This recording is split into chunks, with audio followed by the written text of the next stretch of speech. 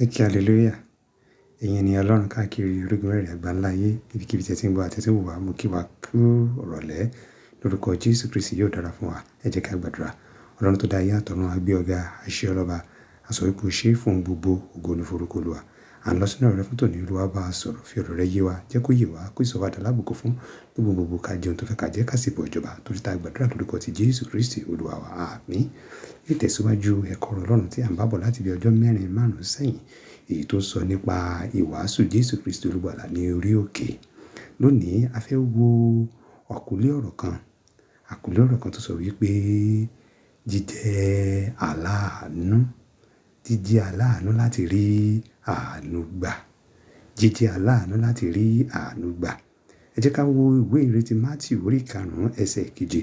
Ìwé ìrètí Mátíù orí 5 ẹsẹ̀ 7. Ó kà báyìí wípé pé alábùkún fún ni àwọn aláàánú nítorí tí wọn ò rí àánú gbà. Ẹ̀yin olùgbọ́ mi, ǹjẹ́ ò ń ṣàánú? Ǹjẹ́ mi ò ń ṣàánú? Ò ń retí àánú Ọlọ́run? Ó ti ń wo ojú rere Ọlọ́run. Mo fẹ́ kí Ọlọ́run kó ṣe rere fún ọ. Àdúrà rẹ pọ̀ lórí òkè. Àdúrà rẹ pọ̀ ní pẹ̀tẹ́lẹ̀. Ẹ̀yin ènìyàn Ọlọ́run, àdúrà tẹ́ ń gbà pọ̀ gidi tó bẹ́ẹ̀ gẹ́ tó dàbí ìgbà tó yẹ wípé Ọlọ́run kò gbọ́. Ǹjẹ́ ẹ ti fi àánú kún? Ǹjẹ́ ẹ ti fi ìṣoore kún? Ǹjẹ́ ẹ ti fi ìrànlọ́wọ́ kún fún àwọn ènìyàn?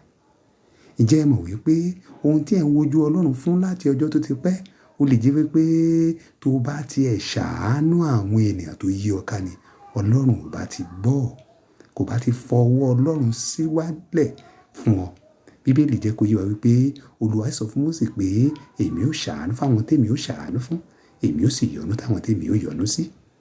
Òun rí àánú Ọlọ́run ní tòótọ́, ṣùgbọ́n ìwọ gan-an, ǹjẹ́ ẹ̀yin ènìyàn Ọlọ́run, ǹjẹ́ ayé yín ìjó pè fún àánú látọwọ́ Ọlọ́run wá?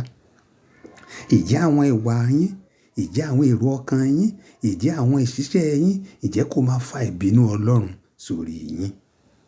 Àkókò ní fún yín láti wá ojú Olúwa, láti tún ọ̀nà yín ṣe, láti tún ìwà yín ṣe, láti ṣe ọ̀nà yín títítọ́, kẹ́ sì ṣàánú fún gbogbo ènìyàn.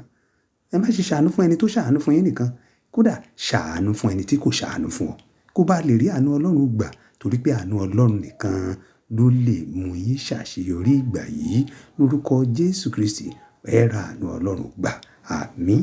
Orúkọ mi tèmi ní Ajínrere Mátíù Olúṣọlá Babalọlá láti ilé iṣẹ́ ìránṣẹ́ ìfẹ́ Ọlọ́run sí ènìyàn gbogbo tó kalẹ̀ sórí Nàìjíríà. Ẹ lè pè mí sórí ẹ̀rọ ìbánisọ̀rọ̀ 09020601115.